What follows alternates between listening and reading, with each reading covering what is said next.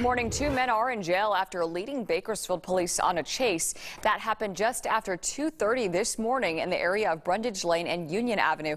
Police say they tried pulling over a car, but the suspects failed to stop, leading to a brief chase. And during the chase, the suspects threw a loaded gun and meth from a window.